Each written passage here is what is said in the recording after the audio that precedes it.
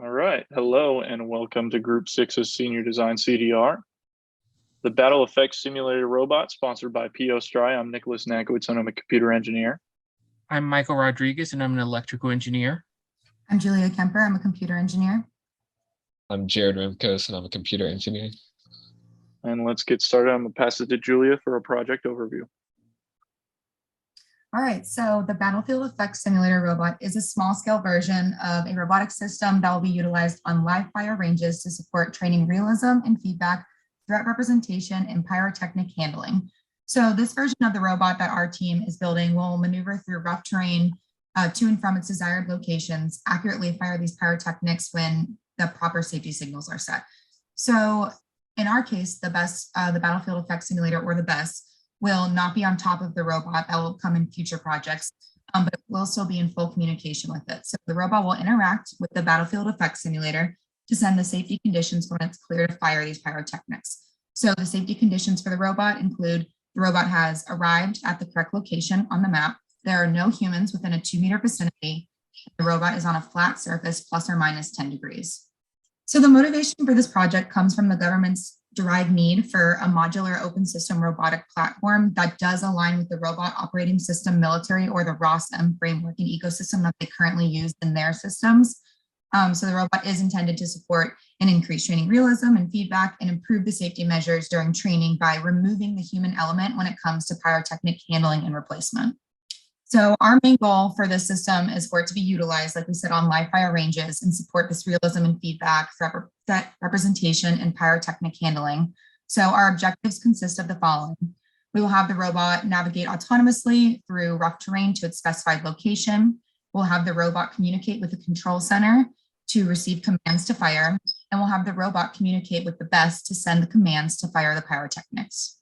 All right, for our constraints, we only had a $1,000 budget, and the robot has to be accurately able to navigate over rough terrain, hills, and holes. And our senior design team will not be using the pyrotechnics due to safety concerns. And manufacturer constraints, it depends on the arrival of parts on time and if they're in good conditions. And for time constraint, we got our senior design timeline and the sponsor timeline. Okay, so for standards, we're going to follow the software requirements, which is basically in order to make sure everything is unambiguous and verifiable. We'll follow a software testing standard, which will allow us to have a procedure for the testing and troubleshooting. And then we'll be following PEP 8, which is the Python standard, in order for everyone to understand the code and for it to be cohesive. We will also be following the IEEE 1725 rechargeable battery standard, and it's followed in order to maintain a safety requirement involving the battery. It lowers the risk of accidents occurring with the battery and allows for all the specs of the batteries to be available for the user. And for our specifications, we have an estimated discharge time of an hour.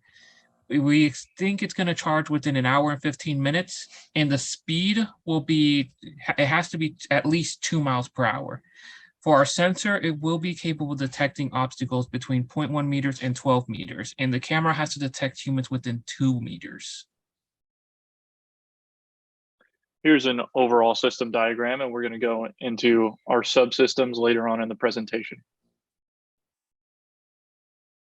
For the user interaction, this is basically what the user physically has to do. They'll have to press a switch in order to toggle the power of the robot. They need to replace the battery and charge it, and then they'll need to interact with the tablet, which has the GUI. So here's the use case diagram, which illustrates the main functions of the robot, which is traveling to the coordinates, starting the launch sequence, and reading the sensor data, which we'll show later on the GUI. Okay, so for the GUI, we created this in Java using the Swing library. The basic functionality is basically complete, and we're going to be working on the Bluetooth integration now. The formatting will be completed later. And right now there's 4 main tabs, which is the home, sensor, console, and map. And we're going to show those more in depth later. And then in progress as well is we're working on a map, which will show the location of the robot and the test sites. And then the requirements, the robot will be turned on by a power button. An application will contain the UI used to control the robot. The application will be able to control the training zone. The application will have different destinations that a user can select for the robot to maneuver to. And the application will tell the current battery life of the machine. So here's the component diagram, which shows each tab, and then basically if it's a button which can be pressed, if it can be selected, or if it's displayed. And then here's the home tab, where you can see the buttons, and then there's also like the battery percentage, which is a requirement. Here's the sensor tab, which is a work in progress, and we'll update it as needed for what we need to display. Here's the console, which basically just prints like outputs that we can do in the program to have a better understanding for troubleshooting. And then here's the map, which will display the robot and the test sites. Okay, so in order to fulfill the Army requirement that states the robot must comply with the Robot Operating System Military or the ROSM framework and ecosystem, we chose to use the Robot Operating System or ROS for our robot. So this diagram shows the functionality of the navigation stack that we'll be using for our robot. So through ROS, the robot will be able to create maps of the environment it's in using LiDAR and cameras. It'll be able to autonomously navigate to destinations on that map, detect obstacles in its pathway to avoid collision, and navigate around them successfully while remaining on the path specified. So now we're going to go into our actual components and our power and our subsystems. We're going to start with the power system. And as you can see, highlighted in red is our power system. So the requirements for our power system is that our robot is powered by a rechargeable battery. The rechargeable battery will have a standard wall plug that can be plugged into an electrical outlet to charge, and the battery life will be determined by robot base purchased. Now, for the batteries, we didn't have a finality of the motors. So we estimated for at least an hour of battery life, we would need a battery within the range of 5 amp hours to 20 amp hours. Initially, we were looking at lead acid batteries, which at 5 amp hours, which is normally used to open garage doors. The initial current is 1.5 amps, and it can handle higher temperature. The problem is that it's going to be weighing over 3 pounds. For 20 amp hours, it's normally used for wheelchair, but the battery weighs 13 pounds, which is more on the heavy side. So instead of lead acid battery, we decided to go with a different alternative. We decided to go for the LiPo battery, which is normally used for RC cars. We decided to go with the Z 14.8 volt, 9,000 milliamp hours LiPo battery. It is the most likely to run our robot, and it's also lightweight. And for future updates on batteries, we estimate it to have at least 10-hour battery life, which would mean we would use a different battery in the future or a bigger battery. So attached to our battery is going to be our DC to DC buck converters. A lot of our components run on a lower voltage than 14.8 volts. And we have two main buck converters. The Duroc is a more expensive converter, and we can control the amperage. I specifically wanted this to connect to a Raspberry Pi because our Raspberry Pi is the most expensive part. And then we also have the LM2596S, which is going to attach to our motors and power our motors. We're going to go into the control system next. So our control system requirements include the robot must use open source software aligning with the Robotic Operating System Military Framework and Ecosystem. The robot will be a small scale prototype size of the product PEO STRI will implement in the future. The robot will move autonomously to its specified location. It will be able to detect and maneuver over rough terrain to arrive at its desired safe location, and it will slow its speed when rough terrain or narrow paths are detected. All right, now comparing our decisions for our actual single board computers. We wanted to go with the Raspberry Pi, but we still wanted to look for others. We saw the Odroid wasn't a bad option, but it only had 2 gigabytes of RAM, whereas the Raspberry Pi can go anywhere from 2 to 8, and we wanted the 4 gigabyte version. And then the Jetson Xavier, wonderful computer, it's just the price is way too high. So what we went with was the Raspberry Pi 4 Model B. We actually got a deal on this through Best Buy. It immediately went out of stock. We got the Canna kit. So it comes with everything that we needed. One of the reasons we wanted to go through Best Buy was because when you purchase from Amazon, you don't get reputable distributors. And I've read a lot of them came broken. For updates in the future, we can update the RAW software. Right now we're using a server version of ROS, and you can also update it to an 8 gigabyte RAM version. For microcontrollers, we wanted to go with either Texas Instruments or Arduino.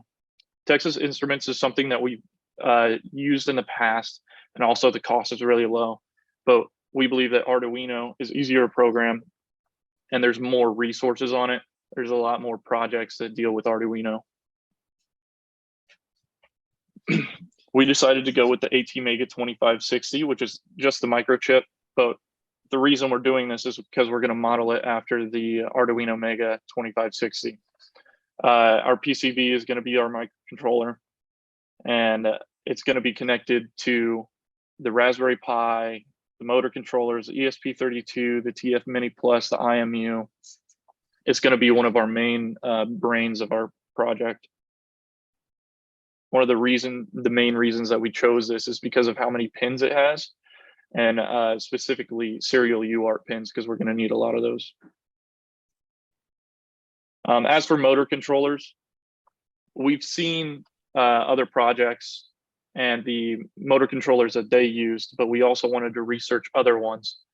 But we often found that they were just a little too expensive. And also we didn't need 60 amps worth of power. All right, so the motor controllers that we decided to choose were the BTS 7960. We've seen them in other projects and we know that they're reliable.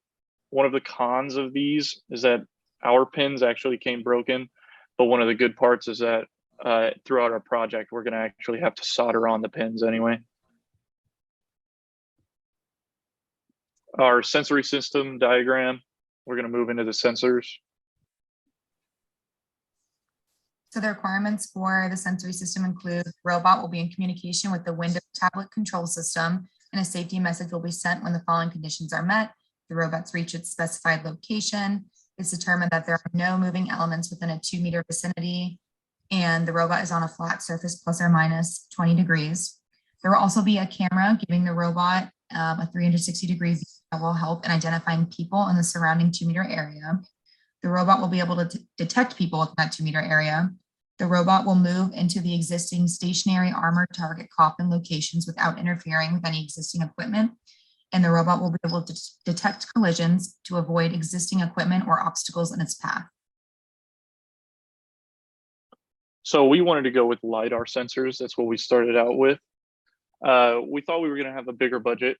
And as you can see, the prices of LiDARs are pretty expensive. The main reason that some of them are much higher than the others is because they actually work outdoors. Now, our sponsor wanted to test the robot outside, and radar wasn't cutting it for sensors for range, because they only detect up to 2 meters, where initially we wanted a 10-meter detection. So we still wanted to stick with LiDAR. Single point LiDAR is where we went with. And as you can see at the bottom, the TF Mini Plus, it's only $50. We're gonna need a couple of them. We can read up to 12 meters, but it also works outside. And that is the TF Mini Plus. In future updates, you can do a 360 LiDAR that works outside, or radar, but radar gets more expensive the further out that you can detect. This will be connected through serial UART to the PCB microcontroller. We're going to need 3, and we're going to position 2 in the front and then one in the back to detect collisions. We initially wanted to be IP65 rating, which is just a rating against dust and water jets. And this LiDAR is actually capable of that, but we dropped that requirement as we had issues with budget. For a computer vision camera, I'm going to pass it off to Jared. Okay, so for this is basically when we scan the area for any people for the launch sequence. So the main comparison was basically the FPS, which the first 3 are 60 and then the other one's 30. And then the field of view, which is basically because we're going to be spinning the robot 360 degrees to basically cover all the areas to make sure no person is there. So that's the field of view, which is like of the camera without spinning. And then the depth perception, which is how far the camera can go. Originally, we were going to do about 5 meters, but now we scaled it down and we're doing 2 meters. And then the resolution, it doesn't really matter that much. And then the voltage, and then the price. So we'll be using a convolutional neural network on the middle camera, which is, we selected the OAK-D Lite. So it has 2 side cameras, which are used for depth perception. And the reason we selected it was because we have an external IMU, because the normal OAK-D did not, or it has an IMU built in, so we don't need that. And then it also has a lower resolution compared to the other ones. And in the future, we might plan on adding more, so we have to spend less degrees for the detection process. For the IMU, we were planning on going with the more expensive IMU that had a temperature sensor.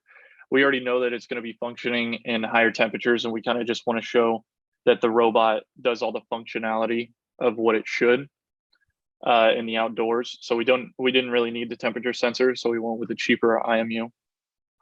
This IMU is only $6, and it'll be connected directly to the custom microcontroller. In the future, you could probably put this on the PCB. However, for the sake of time and for our project, we didn't want to implement it on the PCB because the PCB is going to be one of the most time-consuming parts of our project. We're going to go into the communication system next. So the way that our robot is going to communicate, it's going to communicate through a tablet. The tablet is going to send TCP signals to our ESP32. Our Arduino is going to read these TCP signals, and if they want to fire, we have to reject or accept these signals depending on our safety requirements, and then send those signals over the Ethernet to the BES through the ESP32. So the communication system requirements include the robot will be in communication with the Windows tablet control system, and the safety message will be sent when the following conditions that we've mentioned before are met. And the robot will send an activation signal to the BES once a safety message is received from the control system. So at first we were going to go with the ESP8266. However, it doesn't function well with Ethernet, which is a huge problem because the BES only communicates through Ethernet.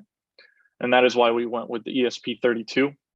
In the future, we can probably set up a DHCP server, and we might even do that with the ESP32. However, right now, we just think that it would be easier to talk through TCP between the tablet and the ESP32, and then Ethernet through the ESP32.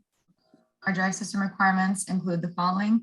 The connected components inside the frame of the robot include a custom printed circuit board, our battery bank, motors, receiver for accepting inputs from a person, our camera, microcontroller, and our range sensor. And the robot will be utilizing motors for its tread to maneuver over rough terrain. A custom PCB will be attached to a range sensor, receiver to receive data on the desired location, motors for the treads and wheels, external storage with AI subsystem, and a rechargeable battery bank. And a range sensor will be attached to the robot for it to avoid collisions while moving forward and backward. Now for the robot base, we are going to be using a base that is utilizing a 4-wheel drive tank car chassis, which was purchased from Amazon. And the brand of it is from Do Home. And it utilizes 4 treads instead of 2, which was our original plan. But this gives us access to 4 motors instead of 2, which will allow us to have higher torque and maintain a good speed, but at the cost of energy. But this gives us room to customize which motors we use, which can change our speed and torque in the future. But for the motor parameters on this base, the voltage it uses is 12 volts. The no load current is 100 milliamps, and it speed is around 170 to 350 RPM, which will translate to speed depending on the type of gear that is connected to. So miscellaneous and minor parts are obviously the storage. The SanDisk, it's 64 gigabyte. It actually came with our candy kit for the Raspberry Pi. Some red and green LEDs to tell when the robot is safe to approach and when it's about to fire. And then a cooling fan because it's going to be operating outside. So we're going to hop into the schematics. This is an overall schematic of our PCB. Here's a close-up of the power LED. The schematic of the actual microcontroller, the ATmega 2560. The schematic of all the headers. Here's USB connection. The power regulator. And for programming. Here's the front of our PCB. We decided to add the Pegasus. It was actually our sponsor's idea. And here is the back of the PCB. All right, so this is where our progress is at right now with the main parts of our project. And overall, we are about 55% through this project. Now for the remaining tasks, what we have left is soldering the PCB, program the microcontroller and the Raspberry Pi. We still have to connect the electronic components onto the frame and wire components together. We have to improve on the frame to hold the components together, test the motors with added weight to make sure the motors we have are good enough, program with ROS, test the completed prototype. We have to do lots of testing and make any necessary changes based on our test results. Here's a quick overview of our budget that you've seen through a couple of our slides. So right now we've spent about $590 of our budget, so we have about $400 left. And that concludes our presentation. So thank you for listening, and we can answer any questions anyone has during our senior design lecture.